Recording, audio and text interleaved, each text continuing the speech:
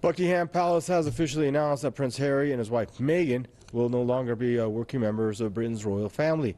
According to a statement by the palace, the couple will not use their, quote, Royal Highness titles any longer. The statement also noted that Harry and Meghan will no longer receive public funds, and they have to repay a £2.4 million spent on the refurbishment of their cottage.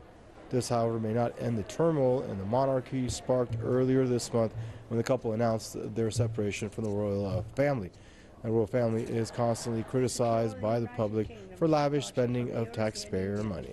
On the 31st of October, my government intends to work towards a new partnership with the European Union based on free trade and friendly cooperation. And now back to one of our top stories, where Buckingham Palace has officially announced that Prince Harry and his wife Meghan Markle, or Meghan Harry for that matter, will no longer be working members of Britain's royal family. They got to pay back some £2.5 million spent on the refurbishment of their cottage. They're no longer be getting a paycheck from grandma.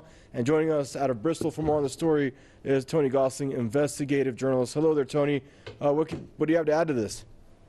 No more His Royal Highness or Her Royal Highness, HRH. This is rather like what happened to Princess Diana back in 1996, isn't it? 1996, when the divorce with Prince Charles finally came through, the idea was that the fact that the marriage had broken down early in the 1990s was supposed to have been kept from the public, but that never really happened. In the internet age, as the internet took off in the 90s, it was going to be quite obvious that this was a loveless marriage, although Diana still said that she loved him, he quite clearly did not love her.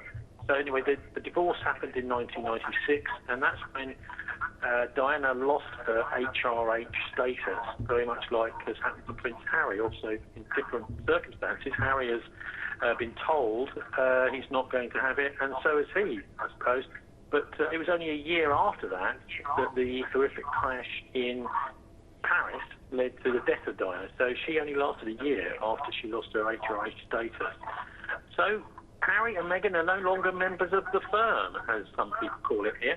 And we're quite lucky in Britain is that we can criticise our royal family. It's not like China. But the thing is, the quid pro quo there is that the royal family spend millions on public relations. There is absolute obsessive secrecy and someone even say control freakery amongst what can and cannot be said about the royal family. So for Harry to leave it, it's a little bit like leaving a cult. You know, the information in or out of the royal family is very strictly controlled. And it's associated with this order of chivalry called the Order of the Garter, which was initiated in 1348, one of the oldest orders of chivalry in the whole world. And there are 14 Garter knights that supposedly guard, although some would say control, the royal family and the succession to the royal family. So the Order of the Garter started up just 30 years after the extinguishing of the Knights Templar, which is in 1312. I say there's a connection, but that's really Tony, speculation. We kind of got this interview on late, and I got to cut you short. Our bulletin's over. I want to apologize for that. I want to thank you for joining us, for your contribution to the end of this bulletin. Tony Gosling, investigative journalist, joining us out of Bristol, and that's a wrap.